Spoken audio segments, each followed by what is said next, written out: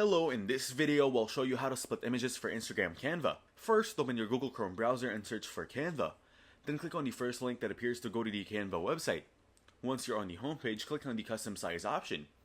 Here you'll need to enter the width and height as 3:40 and 3:40 respectively, with the unit set to pixels or px.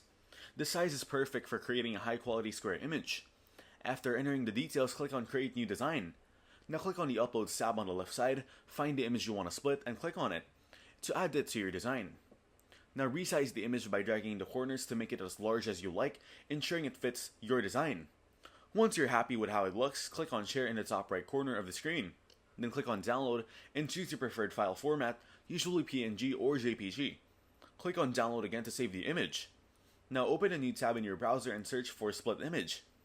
Now click on the first link that appears on Open a website that helps you split images. Once on the website, click on Choose File and select the image you just downloaded from Canva. Open the file location on your computer, find the image in the Downloads folder, and drag it into the Split Image tool on the website. Now enter the number of blocks you want your image split into. You can choose vertical, horizontal, or both. For horizontal splitting, enter the number of blocks you want and do the same for vertical if needed. Then click on Download to save the split images. Once the download is complete, click on the Download File option. Now open the folder where the image was saved and you'll find your image split into several parts. Finally, open each image one by one to see the split images ready for your Instagram post. If you found this tutorial helpful, be sure to give this video a thumbs up and subscribe to our channel for more easy to follow tips and tricks.